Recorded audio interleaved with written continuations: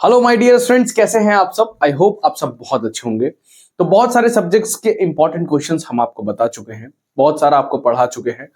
अब ये अंतिम घड़ी है, बहुत जल्द आपके जो एग्जाम्स हैं वो शुरू होने वाले हैं। तो एक इंपॉर्टेंट सीरीज जिसको हमने अभ्यास सीरीज नाम दिया है वो हमने यूट्यूब पर चलाई हुई है, जिसमें हम सब्जेक्ट्स के आपको इंपॉर्टेंट क्वेश्चंस बता रहे हैं। तो इस लेक्चर में मैं आपको फिजिक्स 1 के इंपॉर्टेंट क्वेश्चंस बताने वाला हूं। फर्स्ट सेमेस्टर वाले स्टूडेंट्स के लिए मोस्ट इंपॉर्टेंट सब्जेक्ट है, बहुत जरूरी सब्जेक्ट है। और इस सब्जेक्ट में एक चीज डरा नहीं रहा हूं, ध्यान रखना, बहुत बच्चे बैक लगा करके बैठ जाते हैं। क्यों? क्योंकि फिजिक्स से डर लगता है ना। फिजिक्स से डर लगता है भाई, पीसीएम से बच के तो पॉलिटेक्निक करने आए थे, अब यहां पे फिजिक्स मिल गई। लेकिन ये इतना मुश्किल नहीं है, बिल्कुल हार मत माना करिए, एकदम एकदम मुश्किल नहीं है। आप थोड़ा सा फोकस कर लेंगे, जितने क्वेश्चंस आपको बता रहा हूं, अगर इतने क्वेश्चंस भी आपने अच्छे से रेडी कर लिए तो आपको फेल तो कोई नहीं कर पाएगा, है ना। थोड़ी और मेहनत कर लेंगे तो आपके मार्क्स जो है बहुत अच्छे आ जाएंगे। अब कुछ बच्चे हल्के में लेते हैं, कुछ हल्के में भी तो लेते हैं कि भाई इतना नहीं क्वेश्चन बता रहे हैं, आएंगे नहीं आएंगे। तो उनके लिए मैं कहना चाहूंगा कि 2 दिन पहले सीएनसी का एग्जाम हुआ है, अपने सीनियर से पता कर लीजिएगा। उस पेपर में जो क्वेश्चंस आए हैं वो पेपर उठा लीजिएगा, और जो सीएनसी के लेक्चर में मैंने इंपॉर्टेंट लेक्चर में इंपॉर्टेंट क्वेश्चंस जो मैंने बताए हैं उन्हें मैच कर लीजिएगा। 95% क्वेश्चंस आपको उस लेक्चर में मिल जाएंगे देखने के लिए। तो इतना कॉन्फिडेंस तो आप रखेंगे हमारे ऊपर भी और अपने ऊपर भी कि हम लोग मिलकर के बहुत अच्छा कर सकते हैं। अब देखिए, जो सबसे पहला क्वेश्चन आपका आने वाला है फिजिक्स 1 का, वो ये है कि आपको बताना है कि इंपल्स क्या है। तो इंपल्स को परिभाषित करना है। ये 35 क्वेश्चन है, 35 क्वेश्चन है। 1 बाय 1 एक कॉपी एक पेन उठाओ और लिखते जाओ साथ साथ, ठीक है। साथ में ऐसा कर लेना, इन क्वेश्चंस की एक अलग कॉपी बना लेना, जिससे कि उसमें सारे क्वेश्चंस और सॉल्यूशंस आप लिख लो। एग्जाम से पहले इसको रिवाइज करना, उसके बाद एग्जाम देने जाना, बहुत अच्छा एग्जाम होगा, ठीक है।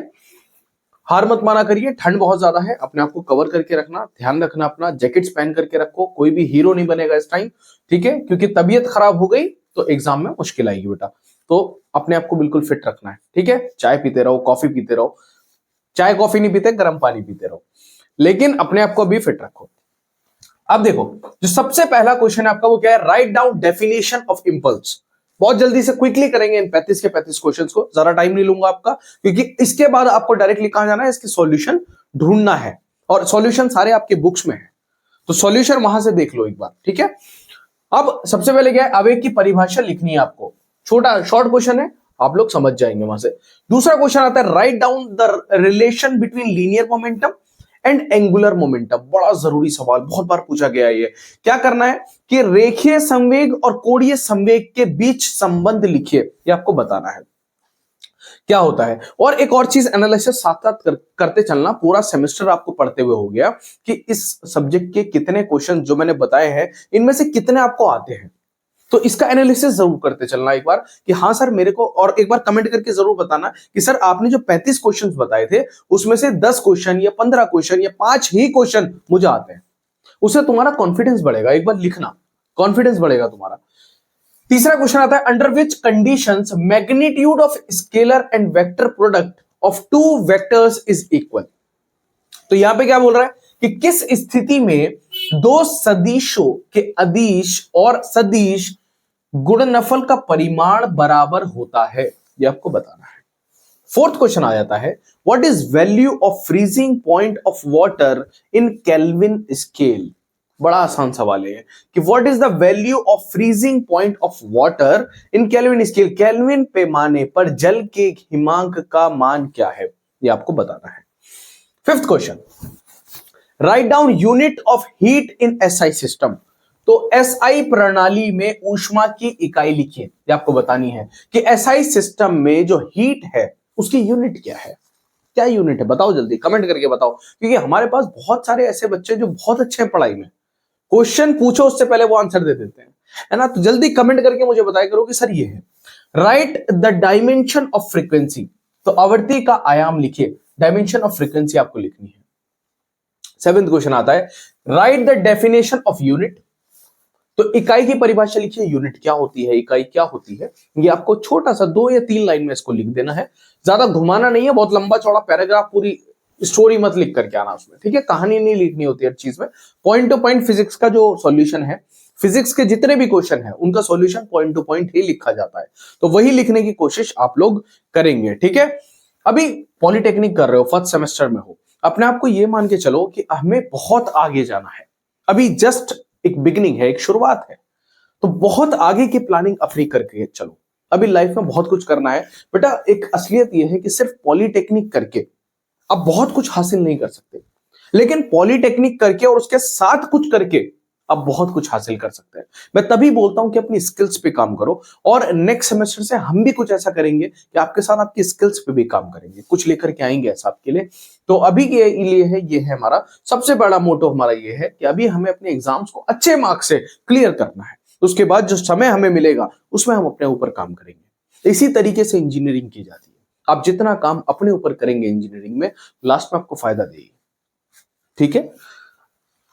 उसके बाद 8th क्वेश्चन है, the forces F1 and F2 are perpendicular to each other, find their resultant. बहुत आसान है, बल F1 और F2 एक दूसरे से लंबवत है, उनका परिमाणी मान ज्ञात कीजिए। तो F1 F2 के क्या है, परपेंडिकुलर है, उसका क्या करना है, हमें रिजल्टेंट बताना है, निकाल करके बता दोगे, 2 लाइन का है, बता देंगे। 9th, right the value of 1 joule in kilo calorie. तो 1 जूल का मान किलो कैलोरी में लिखना है हमें, ये हमें बताना है। 10th क्वेश्चन आता है, which metal has maximum thermal conductivity. Maximum thermal conductivity metal, तो किस धातु की तापीय चालकता अधिकतम है, ये आपको बतानी है। Right equation of Bernoulli theorem. Bernoulli theorem मत छोड़ करके जाना, किसी भी कंडीशन में बर्नौली थ्योरम दिमाग में यहां लिखी होनी चाहिए तुम्हारे।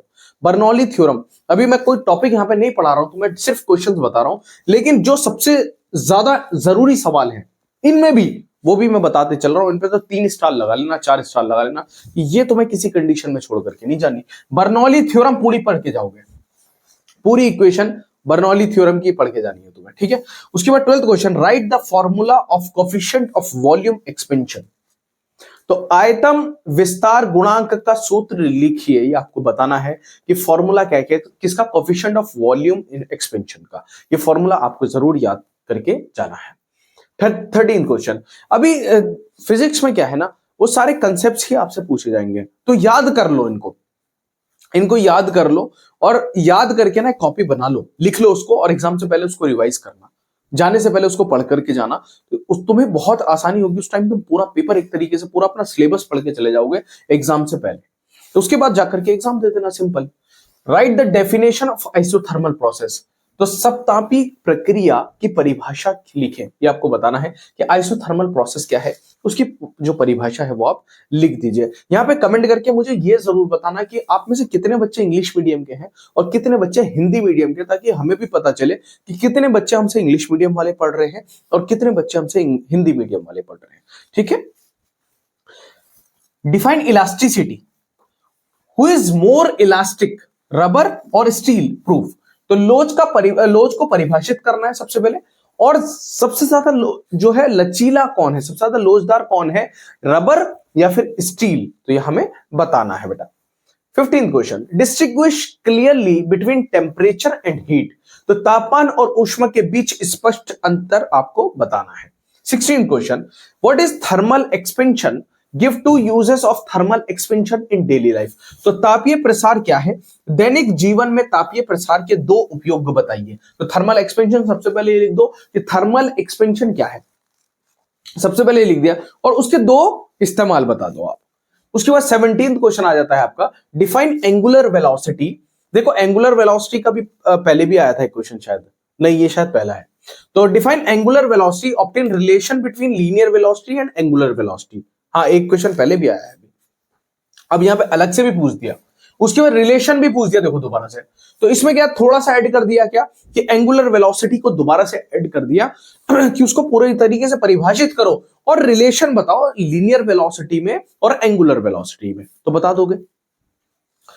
18th question, define pressure and write its units, explain atmospheric pressure, gauge pressure and absolute pressure, right the relation between them. तो सबसे पहले क्या करना है, दाब को परिभाषित करें, उसके बाद इसकी इकाइयां लिखें, उसके बाद वायुमंडलीय दाब, गेज दाब, निरपेक्ष दाब को समझाइए और उनके बीच संबंध क्या है वो आप बताइए।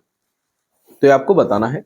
एक क्वेश्चन के अंदर 3 क्वेश्चन छुपे हुए हैं इसमें, और लेकिन तीनों आपको पढ़ के जाने हैं।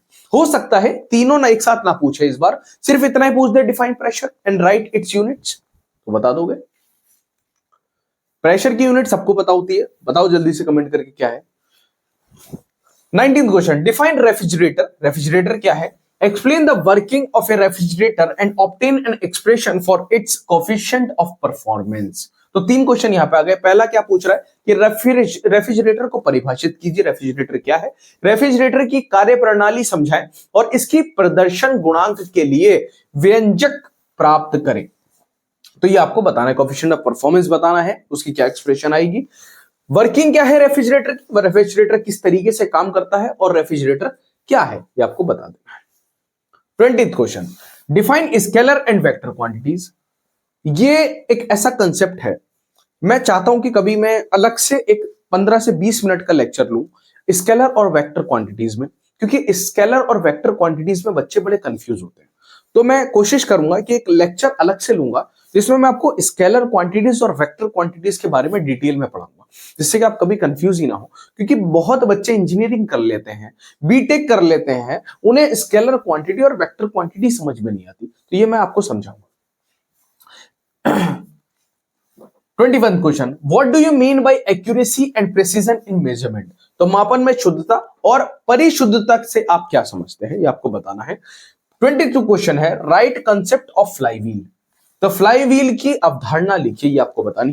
फ्लाईव्हील का क्या कंसेप्ट है ये आपको बताना है। 23, establish relation between small g and capital g, g and g. तो आपको बताना है कि जो हमारी कैपिटल जी है और जो हमारा स्मॉल जी है उसमें क्या डिफरेंस है, क्या डिफरेंस नहीं, सॉरी, रिलेशन है। तो क्या संबंध है स्मॉल जी में और कैपिटल जी में, ये आपको बताना है। फर्क नहीं बताना है इसमें, संबंध बताना है। Explain centre force with example. तो केंद्रीय बल को उदाहरण सहित समझाइए। तो आपको बताना है कि सेंट्रल फोर्स क्या है, उसके कुछ एग्जाम्पल्स भी आपको देकर के बताने हैं। 25, right importance of friction in daily life. तो दैनिक जीवन में घर्षण का महत्व लिखिए, ये आपको बताना है। ये सब ऐसे टॉपिक्स हैं जो फिजिक्स में ना भर भर के पूछे जाते हैं, और मैं गारंटी दे रहा हूं अगर इनमें से पेपर आ गया तो आपकी लॉटरी लग जाएगी, मैं यकीन दिला रहा हूं। और अब तक जितने भी पेपर्स के बारे में बताया है, अभी तक ऐसा नहीं हुआ कि उसमें से क्वेश्चंस नहीं आए। तो प्लीज मैं आपसे बोल रहा हूं, कोई टीचर आपको प्लीज बोल रहा है तो शायद कुछ उसमें आपकी भलाई है। आप इन क्वेश्चंस को मत छोड़ करके जाना। 101% इन क्वेश्चंस में से क्वेश्चंस आएंगे। उस टाइम आप मुझे याद करेंगे। तो आपको करना क्या है, अभी टाइम है, इनको पढ़ जाओ। चलो 26, what are the fundamental quantities, write their SI unit and symbols. तो मूल राशियां क्या है, उनकी एसआई इकाइयां और प्रतीक लिखिए। 27, डिफाइन लीनियर वेलोसिटी। ये लीनियर रहेगा, लिनकर हो गया यहाँ पे। Linear velocity and angular velocity and establish relation between them. देखो क्वेश्चन तीसरी बार पूछा गया है अलग अलग तरीके से। पहले क्या पूछा इसने, पहले इसने दोनों में सिर्फ रिलेशन पूछा, लीनियर वेलोसिटी में और एंगुलर वेलोसिटी में रिलेशन बता दो। दूसरे में इसने क्या पूछा कि एंगुलर वेलोसिटी बताओ क्या है, उसके बाद एंगुलर वेलोसिटी और लीनियर वेलोसिटी में डिफरेंस बता दो, रिलेशन बता दो। अब क्या पूछा, लीनियर वेलोसिटी बताओ पहले, फिर एंगुलर वेलोसिटी और लीनियर वेलोसिटी में रिलेशन बता दो। तो एक ही सवाल को 3 तरीके से पूछ रहा है, तीनों तरीके से रेडी करके जाओ। आप तैयार तो रहो, युद्ध फिर किसी भी तरीके का हो, दुश्मन कैसा भी हो सामने, भाई जीतेंगे तो हम, ठीक है। 28, explain angular momentum and law of conservation of angular momentum with example. तो कोणीय संवेग और कोणीय संवेग संरक्षण नियम को उदाहरण सहित समझाइए, आपको समझाना है। 29, define elasticity, stress and strain, state Hooke's law in relation to it and define modulus of elasticity. देखो लोच, प्रतिबल और विकृति की परिभाषित करें, उनको परिभाषित करना है, कर दोगे।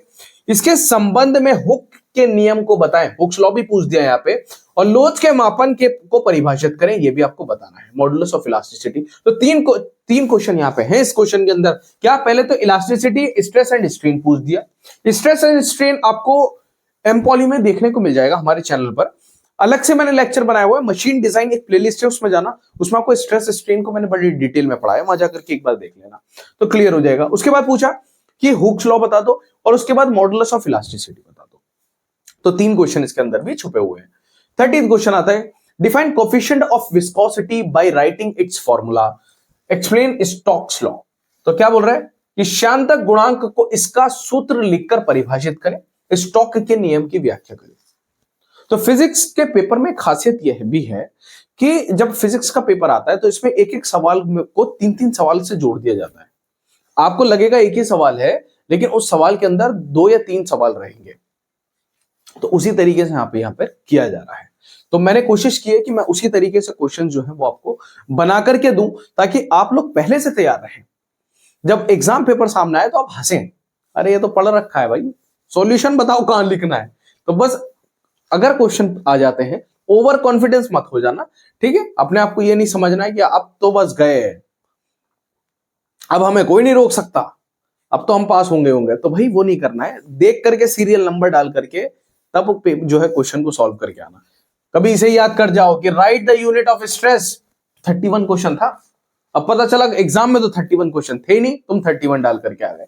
वो नहीं करना है, ठीक है। प्रतिबल की इकाई लिखिए, आपको बतानी है। तो यूनिट ऑफ स्ट्रेस क्या होती है, जल्दी से कमेंट करके बताओ, पढ़ी होगी तुमने। Right the statement of first law of thermodynamics. तो थर्मोडायनेमिक्स का जीरोथ लॉ भी पढ़ के जाना, फर्स्ट लॉ भी पढ़ के जाना, दोनों इंपॉर्टेंट है, ठीक है। 33 व्हाट इज फ्रिक्शन। तो घर्षण क्या है। Write the laws of limiting friction, also write applications of friction in daily life, ये आपको बताना है। तो ये सवाल अभी पूछा गया था कि हमारे जीवन में घर्षण के अनुप्रयोग भी लिखिए। देखो उसी सवाल को दोबारा से पूछा जा रहा है, लेकिन अलग तरीके से पूछा जा रहा है। मैंने इन क्वेश्चंस को डालने का यही मतलब था मेरा, मैं दोबारा दोबारा क्यों लिख रहा हूं, ताकि आप कंफ्यूज ना हो जाए कि अच्छा ये क्वेश्चन नहीं था। क्वेश्चन यही है, पूछने का तरीका अलग है, ठीक है। Right Kepler's law of planetary motion, आपको बताना है। और last question, state and prove Bernoulli theorem. And he Bernoulli theorem पर किया है, तो बर्नौली थ्योरम बहुत इंपॉर्टेंट है। ये 35 के 35 क्वेश्चंस आप लोग रेडी कर लीजिए। अगर आप लोग, अब बस 2 मिनट लूंगा आप लोगों के, बहुत इंपॉर्टेंट है आपके लिए, तो सुन के जाना। पहली चीज, अगर आप लोग पॉलिटेक्निक के नोट्स डाउनलोड करना चाहते हैं तो हमारी एप्लीकेशन पर अवेलेबल है। एप्लीकेशन पर जाइए, डाउनलोड कीजिए, लिंक डिस्क्रिप्शन में है, और वहां से आप अपने नोट्स ले सकते हैं। इंग्लिश हिंदी दोनों लैंग्वेज में है, बहुत सारे सब्जेक्ट्स के नोट्स हैं, आगे तक पॉलिटेक्निक के में आपके काम आएंगे। दूसरा, टेलीग्राम ज्वाइन करना मत भूलिएगा, वहां पर आपको नोटिफिकेशंस मिलते हैं। सभी लेक्चर के सबसे पहले नोटिफिकेशन हम टेलीग्राम पे डालते हैं, कुछ न्यूज होती है वो टेलीग्राम पे डालते हैं, कोई अपडेट होता है तो वो हम आपको टेलीग्राम पे देते हैं, ठीक है। अगर नए हो तो चैनल को सब्सक्राइब करके जाना, लाइक करके जाना, और अपने दोस्तों से शेयर करना मत भूलना। और एक और चीज, किस और सब्जेक्ट के क्वेश्चंस चाहते हो प्लीज कमेंट करके बताओ, मैं कोशिश करूंगा उस पर वीडियो बनाऊंगा। तो मिलते हैं अपने नेक्स्ट वीडियो में, अपना ध्यान रखना, ठंड बहुत ज्यादा है, तब तक के लिए जय हिंद जय भारत।